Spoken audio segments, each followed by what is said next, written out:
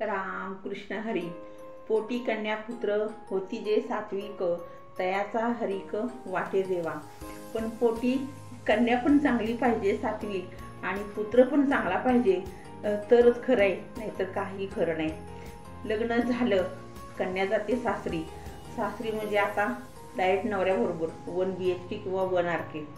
सकाळी उठायचं, आंघोळ करायची, डोक्याला तसाच टॉवेल, तुळशीला गॅलरीत छोटी तुळस असते, पाणी घालायचं, नवऱ्याचं 2-4 चपात्या करून डबा बिबा करून दिवसभर कामात असते. नवरा म्हणतो थोडंसं तरी बोल की माझ्याशी. ती म्हणते नाही, संध्याकाळी आल्यावर बोलते, आता मला वेळ नाही. तो म्हणतो बावटच आहे. त्यानंतर दुसरी, ती पण कन्या गेलेली असते सासरी, शेजारी 1 BHK मध्ये. सकाळी नवरा म्हणतो उठ, आम्हाला उशीर होते. मस्त काय जाग्यावरून हलायचं नाव घेत नाही, म्हशी लवकर हलत नाही. एका कुशीवरनं सुद्धा दुसऱ्या कुशीवर ही भुरी मस्त होत नाही. नवरा म्हणतो अगं मला चहा, तुमचं तुम्ही बघा, मी लय कंटाळली. ते उठतो, पडखन पातेलं ठेवतो, चहाचं इकडे पाणी सोडलेलं असतं, चहातनं त्यात जा आंधुरळा संगच सगळं पातेलं जातं खरपून. हा जातो, परत किक मारतो गाडीला, म्हणतो राहू दे 4 रस्त्यात घेऊ. रस्त्यात पण घड्याळ बघतो, उशीर झालाय.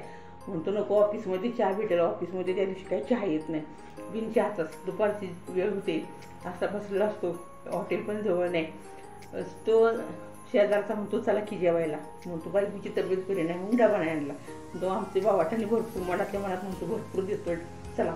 मग ती जेवताना तो म्हणतो की काय हो, आमच्या बायकोला काय कळतच नाही, मग ती भूक लागली जास्त म्हणून 1 चपाती जातात येते. जेव्हा तुम्ही नेत जास्त जेवतो घरी येतो. आता घरी आल्यावर हिला काय असं सांगायचं असं सणकावून की बस, घरी आल्याला हीच बाई आल्याच काय कळतं का, पातेलं किती खराब करून ठेवलं होतं. ती कामवाली किती ओरडत होती मला. कामवाली वगैरे असते, कारण पॅकेज बघितलेलं असतं, विठ्ठल विठ्ठल पॅकेज बघून केलेला असतो. मग हीच बाया उलट ओरडते. तो बिचारा चाहू मंत्रासारखा गुपचूप बसतो. म्हणतो काय आता काही खरं नाही. याचा अर्थ दोन्ही सात्विक पाहिजेत, कन्या आणि पुत्र, आणि पुरुषांच्यात पण जरा हिंमत पाहिजे. काय होतं बघा, सध्या आपण तर बघतो, हे हसण्यामध्ये विषय नाही आहेत, कीर्तनामध्ये वगैरे सांगितलं जातं आपल्याला. सध्या कीर्तनामध्ये मिमिक्री किंवा जास्त ह्याच्यामध्येच आपण ध्यान देतो, मेन विषय त्यांचे बाजूलाच राहतात. तर मला एक सांगायचं आहे की ज्यावेळेला मग नंतर दुसरा इव्हेंट असतो, दुसरा पार्ट चालू होतो, मुलं वगैरे होतात. मग आता तुम्ही बघा, प्रत्येक शाळेमध्ये जर तुम्ही गेला आणि मुलांचे डबे चेक केले तर एखादी म्हणते पोळी भाजी देते. पोळी म्हणजे चपाती, चपातीला ती पोळी म्हणतात. मग चपाती आणि भाजी क्वचित डब्यात दिसते, नाहीतर एकात मॅगी, एकात बर्गर, एकात पिझ्झा, काय काय वडापाव पण देतात, काही मॅगी.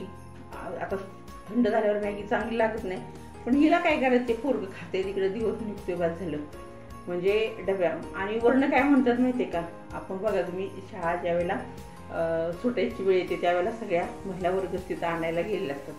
आणि डबा खाल्लास का रे, पोराला म्हणणार बाहेर पोरगं म्हणतं हो. एक जण म्हणतं नाही बाई, आमच्या ह्याला पोळी भाजी आवडत नाही डब्याला. मग मी हेच असंच काय काय देते, ब्रेड, मग स्लाईस, कुठं वेगवेगळं काय काय असतं. अरे पण त्यामुळे मुलांची इम्युनिटी कमी होते, बुद्धिमत्ता कमी होते. चपातीची चपाती, भाकरीची भाकरी, त्यामुळं मुलांना कसं सगळं सर्वांगीण आहार भेटतो.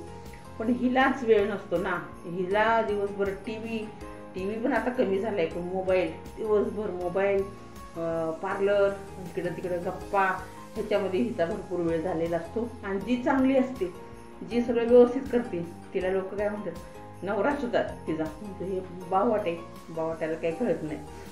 म्हणजे अशा पद्धतीचा हा जमाना आलेला आहे. आणि खूप वाईट अनुभव रोज ऐकायला भेटतात किंवा येतात. आपण म्हणतो सुधारणा झाली, पण सुधारणा झालेली नाही, उलट सुधारण्याचं लोक नाटक करायला लागलेले आहेत. सुधारणा बाजूला राहिलेली आहे आणि सुधारण्याचं नाटक. आम्ही कसं जास्त फॉरवर्ड आहोत, आणि कोण नाही, अहो काय ग्रॅज्युएट झालेल्या, काय आकलं आहेत त्यांना एवढ्या, स्वतःला इतक्या शहाण्या समजतात. 4 जण इंग्लिश शब्दामध्ये वापरायला चाललं की तिला लई अक्कल आली. आणि त्यांचं पुरुषांचं बी तसंच आहे, ते बैल झालेत बैल.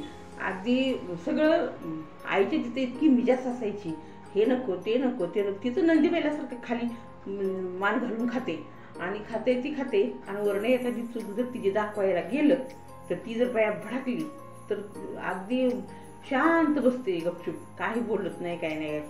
मला असं म्हणायचं नाही की स्त्रियांना अन्याय करा, या बाबतीत नाही, मला पण सगळं हे कळतं, बाकी लगेच मानवाधिकार किंवा काही बरंच काय काय असतं डोक्यात ठेवून बाकीच्यांच्या स्त्रियांच्या. पण मला काय म्हणतं, आपला देश हा पुरुषप्रधान आहे आणि आपली संस्कृती पण पुरुषप्रधान आहे. तर एकमेकांना मदत केली पाहिजे. दोघं जॉब करत असतील तर एकमेक सेटलमेंट पाहिजे. पण असा आळशी स्वभाव किंवा असं विनाकारण घरात त्रास देणारा स्वभाव असा स्त्रियांचा नको आहे. कमीत कमी त्यांना एखादं मूल झाल्यावरती त्याचं सुद्धा संगोपन करणं तुमची चांगल्या पद्धतीनं जबाबदारी आहे. आणि तरच, नाहीतर मग रोज दवाखाना, रोज मग नको ते हे ह्याला इकडं पाठवायचे, त्याला तिकडं पाठवायचे, मग त्याचं असंच करायचे, काही त्याला अर्थ राहत नाही. घरी जवळ ठेवून पण मुलं चांगली सुधारू शकतात. फक्त आपल्याकडे तेवढी ताकद पाहिजे त्यांना सांभाळण्याची आणि समजून घेण्याची. आजचा व्हिडिओ कसा वाटला? जय हरी विठ्ठल. आवडला तर लाईक करा, कमेंट करा आणि चॅनल नवीन असाल तर चॅनल सबस्क्राईब करायला विसरू नका.